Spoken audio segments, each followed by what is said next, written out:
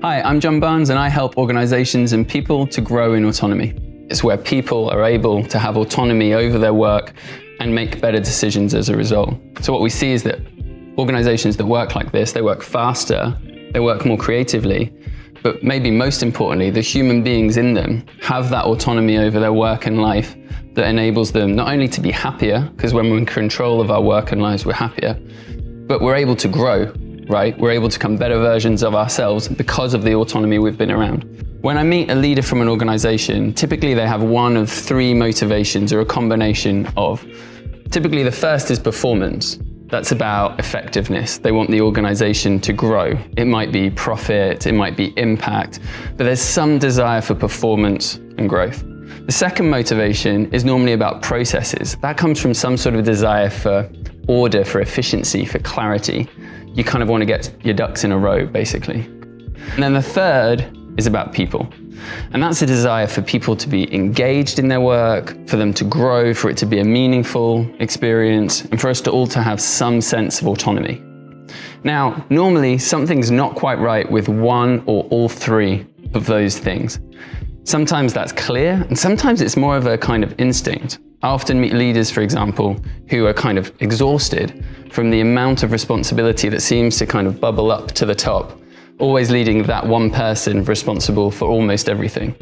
But there can be other things. It might be that there's a feeling of waste, that things aren't quick enough, that decisions get made too slowly, or maybe creativity is stifled.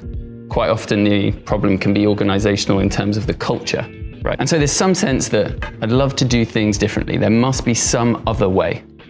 And the way that we're used to is a legacy of the past. So most organizations are built on what I call the factory model. So if you think back to Fordism or Taylorism, most of our organizational processes come from factories a long, long time ago. If you think of an expression like a line manager, or a reporting line, or a chain of command, all these ideas come from the factory. The blue-collar people were at the bottom doing the work, and the white-collar people were up on the balcony. The idea of a supervisor comes from that balcony. And the thing is that silos the organization in two ways. One is horizontal. So you think of departments being siloed, right? You're stuck in your discipline, not in another discipline, therefore. Or it's siloed vertically. Important decisions get made at the top, and at the bottom, you kind of just do the work. I'm exaggerating, but this is the legacy that we have from the past. And so there's some sense that there must be some other way of working. Particularly now because the world is so complex. Work no longer fits on a simple factory line in that way. Work's gone from being complicated to being complex. Now, in order to get a huge project done, you need multiple disciplines to collaborate. You need some knowledge across those disciplines. You need to be able to deal with ambiguity. Maybe you're actually solving something that's not been solved before, or the problems that you're working with are interdependent. They're all connected somehow. And that requires a totally new way of working. And that's what I call creating an adaptive organization. So an adaptive organization kind of has two really key components. The first is that it's distributed. And the second is that it's developmental. So let me explain what I mean by distributed. Typically that means that rather than all the decisions going up to the top, they're actually happening at the edges. So authority or decision making is distributed, i.e., the person who does their job is in charge of their job, right? You trust the smart people you've employed to do great work. And developmental means that we have some desire for us all to grow into the best versions of ourselves. And the reason for that is that it's shown to lead to huge leaps in effectiveness. So there are kind of four principles that go across that. There's the idea that decision-making is distributed.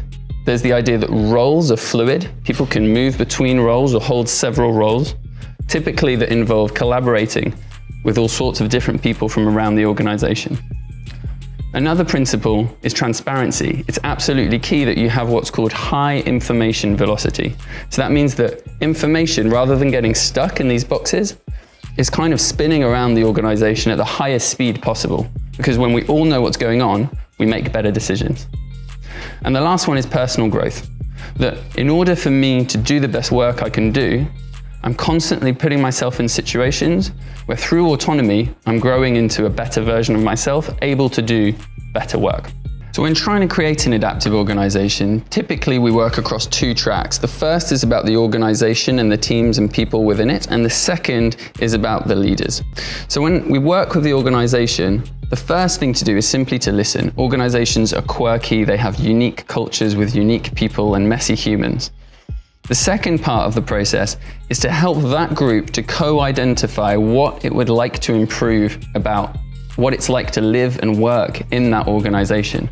So we find our own problems that we're surrounded with, and it's amazing to see how often people agree on just a few.